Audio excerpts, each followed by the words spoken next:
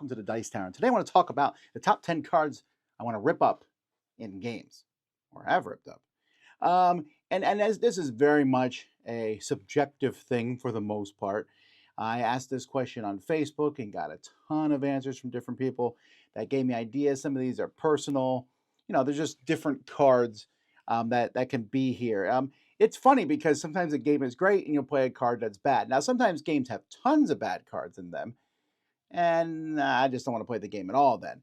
So I'm trying to pick games that I thought one card especially hit that game. So number 10 here. Now, number 10 is going to be maybe the most generic. Now, I'm going to pick a specific card here, but this card is in lots of games. So from Magic the Gathering, the cancel card or counter spell or whatever it might be. And many games have this. I remember the original Star Wars collectible card game had Sense, Alter, and Control. Those are the three cards. But the card that cancels something that someone else does, which that's Magic, it's called cancel. I do something, I spend all this, I do this, and the other person goes, now. I want to go over here and do this, and the other person says, no. I play a card on you, and it says no. Now, there are some games where this is okay in, especially take that card games where I'm like, I'm hitting you, and you go, no. But games that just cancel something someone else does, they're about to have fun, and I'm like, I will steal your joy, drink your tears, and laugh. I just really, really don't like these cards for the most part. And I feel bad when I play them myself because I'm like, I'm sorry. I know you're about to have fun, but that's too good. I have to block it. Number 9 is from Kingmaker. Back when I was a kid, we played Kingmaker a lot. Played it a few times as an adult. And Kingmaker, you're moving forces around in the War of the Roses, and you have armies and things. And then there's these plague cards in the game. And a plague card would just say, hey, you're in this city and your leaders died and your soldiers died and stuff died. And you're basically, that army has been decimated.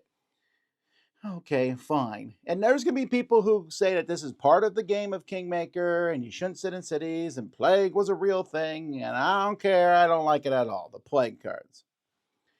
Number 8 is probably the least well-known card on this list for sure. But it's going to be a card that I think a lot of people kind of agree on if they played the game, and that's Dragonbond. This is from Dragonbond Lords of Vaala, and the card is a reshuffling card. So in Dragonbond, the game itself is this weird back and forth game. I don't think it's a great game, really, where some people are dragons, some people are humans. You're trying to bond together and beat the other people. And you do this by building a stack of programmed cards.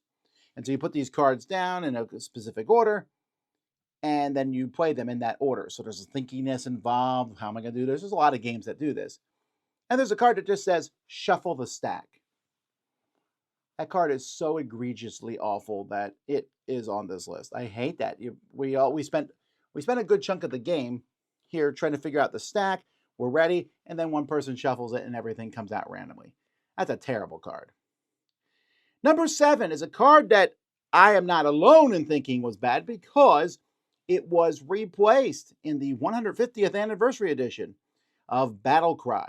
Now, Battle Cry, a very famous series of Richard Borg, the most popular being Memoir 44, but there's also Commands and Colors and Battle Lore and things like that. But the original game of the series, Battle Cry, which was published by Avalon Hill in early 2000 or 99, somewhere around there.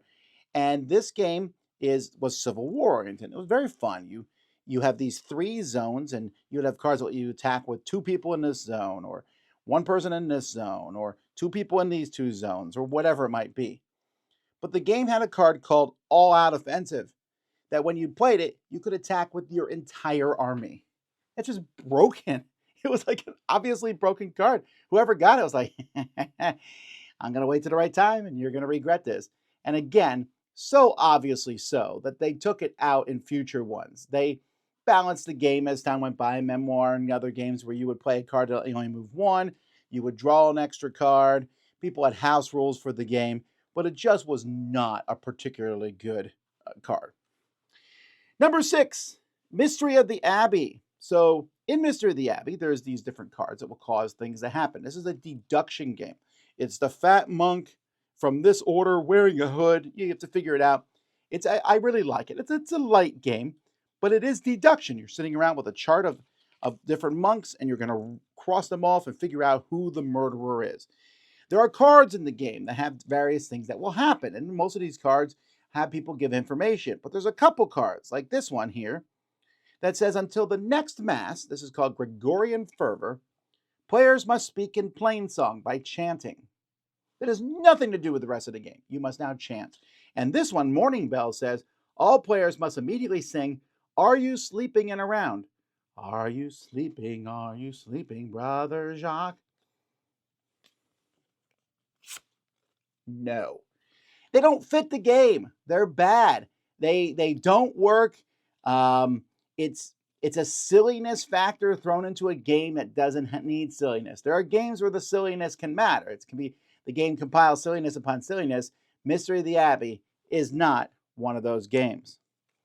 Number 5 is from a silly game, and that is Guillotine. Guillotine, as well as silly as a game about cutting off people's heads in the French Revolution can be. From Paul Peterson, the guy who made Smash Up, there's a line of people that you are chopping their heads off, and you are playing cards to manipulate that line.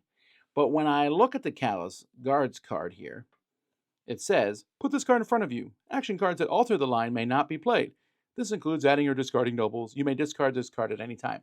So one person can take this game where you play a card, you manipulate the line, then you take the person at the front of the line, and basically take the game out. This makes the game non-existent. It's a terrible card. I do not like Callous Guards. Get out of my game. All right. Number 4. This one I can't rip up because I've already gotten rid of it out of my game. But Dominion. There's a lot of cards in Dominion, and a lot of people are going to say different cards. Saboteur, Swindler, the original Thief.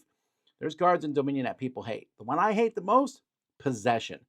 This is from the Alchemy set, which incidentally is also one of my least favorite sets.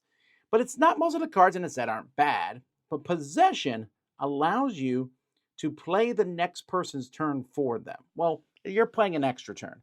So I play another turn. After this turn, it says, I draw the cards from your deck, I look at the cards, I play them, I get the stuff. Okay, there's a lot of problems with this. First of all, it's annoying because you get an extra turn, lengthening your turn out. Secondly, you're touching my cards, and I might have manipulated cards on top of the deck. Thirdly, you probably got a good combo, and it's just not fun for me to watch you mess with the deck. It's just keep your hands off my stuff.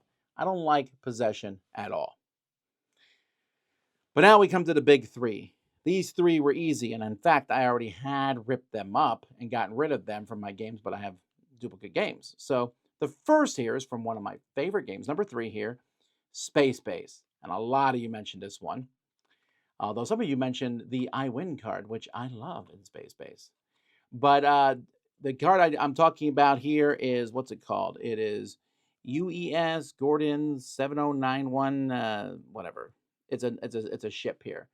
And in this game, this card makes everyone else lose 4 points. This is so problematic. First of all, making everyone else lose 4 points is the same as you gaining 4 points. But so what's the difference, right? The difference is, A, it makes everyone else feel bad, but it also lengthens the game. 40 points ends the game. But if you play this card and it's on the 7, this can happen all the time. It can happen quite frequently, and everyone's down 4 points, down 4 points. Even worse if you flip the card upside down and then it's on a 7. Anytime anyone rolls a 7, you lose 3 points. That is not fun. It is not part of this game. Get out of here. Number 2, another one of my favorite games, Cosmic Encounter. And this one, if you watched us play it live, you saw me rip it up live. There's a lot of aliens I love in Cosmic Encounter. I've done my top 10 aliens before, and I have my top probably 10 least favorite aliens. This one is my least favorite by far, and this is the Machine. So the Machine here, having the power of continuity. Your turn's not limited to 2 encounters. So in Cosmic Encounter, you can have an encounter, you take a turn, you play a turn, and if your turn is successful, and only if it's successful, you get another turn, and then you're done. 2 turns is a lot, though. It's a big reward for being successful in your first turn. But in this game, you can get, if you play the Machine, you can take as many turns as you want. turn after turn after turn until you run out of cards. So you're going to get 5 to 6 turns every time it's your turn. And if you play Cosmic Encounter before, you know that you're going to get maybe 1 in a big game, but 2, 3 turns. So someone who's taking 10 turns is monopolizing the game. Yes, they're not going to be great turns, and that's what makes it even worse. It's not even interesting. It's only fun for the player who's a machine. So, no. Goodbye, machine. You're not in my games. And then the number 1 card for me here, and this one is a really easy choice. And a lot of you mentioned this too, and this is for Eldritch Horror. Eldritch Horror is a big, grandiose game about fighting one of the Elder Gods. It can take 3, 4 hours. And in this game, you are solving mysteries, usually 3 mysteries. Each of those is a third of the game. So you go and you do these mysteries, and it's a lot of hard work to get one.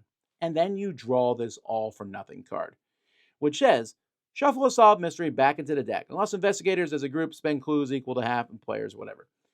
You never have half the clues. You're always spending clues for other things. So when this comes up, it essentially rewinds the game by an hour.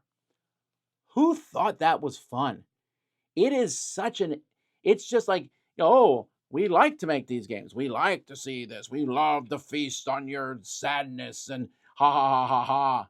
It's Eldritch Horror. No, it's a game. It ruins the vibe of the game. I've been in a game where this showed up and we were like, why are we even trying? Why did we just went to all that work, and it often seems to come right after you finish a mystery. And it's just so deflating and so unfun that not for me. No. Goodbye. So those are cards that I would rip up. Or in this case, have ripped up. So here's the thing. Everyone has different subjective opinions on this. I know some people mentioned the mandatory quests in Lord for Waterdeep. They don't bother me as much as other people. The Take That cards in Terraforming Mars. I don't love them, but But you might have a card that you hate in a game. Let me know in the comments. And if you see someone else's card that you hate, also thumb it up. And let's see which game gets thumbed to the top. We'll see the most popular cards that people hate and you want to rip them up. Have the guts to rip a card up. Here's the machine. Look, I just ripped up the rest of his head. But I really do feel this way. If a card makes your game unfun, get rid of it. You don't need to rip it up. You can put it in a drawer and leave it there. I don't do it with very many games. But with these, I don't like them. Anyway, until next time, I'm Tom Vasel, and you've been watching The Dice Tower. It's been ridiculous.